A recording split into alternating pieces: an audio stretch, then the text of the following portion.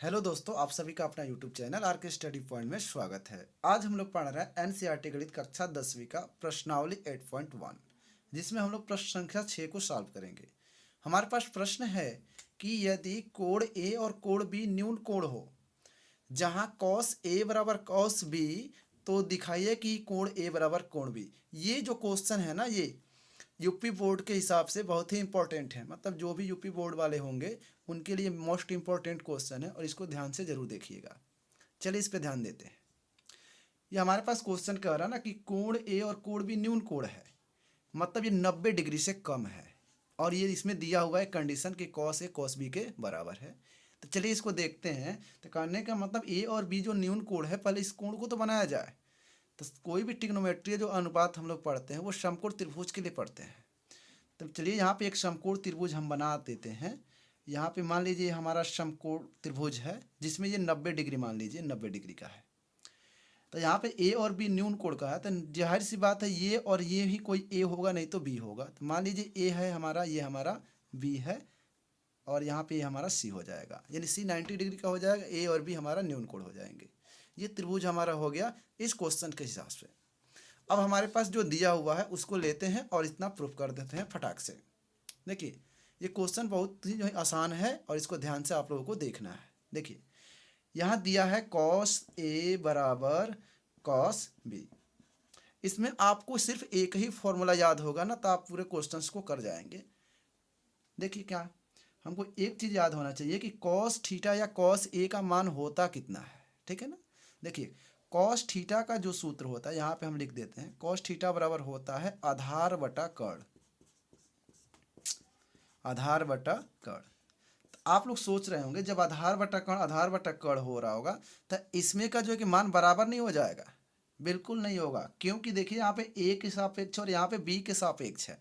इसका मतलब ए के सापेक्ष कर्ण जो है कि आधार और लंब बदल जाते हैं, और बी के सापेक्ष जब लेंगे तब भी आधार और लंब बदल जाएंगे।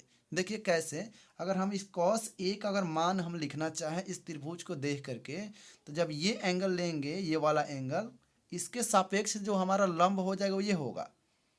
क्यों? देखिए यहाँ पे ये लंब हो जाएगा इसके सापेक्ष, और ये जो झुकाव, जिस जिस भुजा पर ये झुकाव है, ये हमारा आधार कहलाता है। क्या कहलाता है? आधार। इसका मतलब साफ साफ समझिए ना, ये एंगल जिससे भी सटा होगा, जिस भी भुजाओं से सटा होगा वो आधार हो जाएगा, और उसके सामने वाली भुजा लंब होती है। और ये 90 डिग्री के सामने वाली भुजा कर्ण होती है, जो सबसे लंबी होती है। यानी इतनी चीज़ें हम लोगों को पता है, ठीक है ना।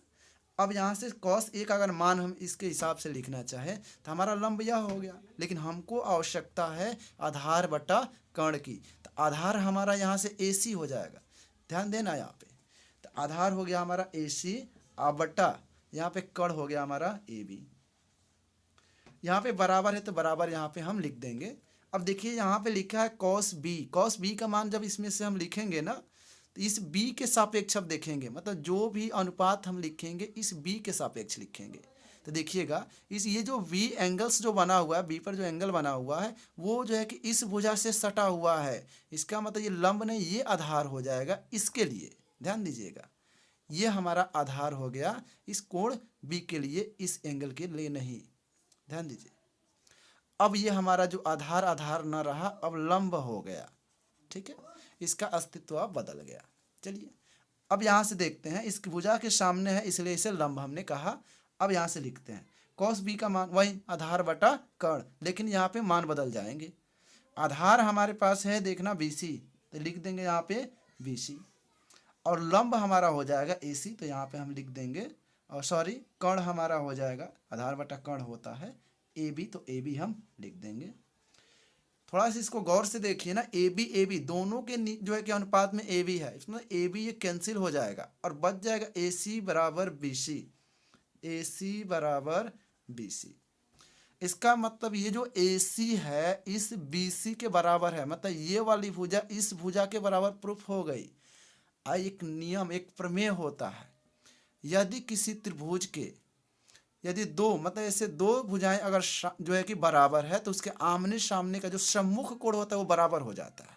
कहने का मतलब ये समद्विबाहु, अगर किसी भी समद्विबाहु त्रिभुज में आमने सामने के कोण क्या होते हैं? बराबर हो जाते हैं। क्योंकि जब ये और ये भुजा जब बराबर हो जाएंगी ना, तो इसके जो आमने सामने के जो कोण होंगे वो बराबर हो जाता है। ऐसा एक प्रमेय होता है जिसको जो है कि त्रिभुज वाले चैप्टर में हम लोगों ने पढ़ा है, ठीक है ना। तो इस नियम के हिसाब से, इस नियम के हिसाब से जो ये कोण बी होगा, कोण ए के बराबर हो जाएगा, चाहे कोण ए जो होगा बी के बराबर हो जाएगा। तो यही से हमारा ये प्रूफ हो जाता है कि कोण ए बराबर कोण बी। देखिए ना, सरल रहा ना ये क्वेश्चन, बहुत ही आसान था। ये आप लिख दीजिएगा मन करे तो प्रमेय से। अब कौन सा प्रमेय है ये लिखने की आवश्यकता नहीं है, आप प्रमेय से लिख देंगे तो समझने वाला समझ जाएगा कि यहाँ पे एक प्रमेय लगा हुआ है। इस प्रकार से ये क्वेश्चंस प्रूफ हो जाता है, ठीक है ना। अगर ये ट्रिक समझ में आया हो तो ज़रूर लाइक करें, ये क्वेश्चन समझ में आया हो तो ज़रूर शेयर करें और सब्सक्राइब चैनल को ज़रूर करें। Thank you.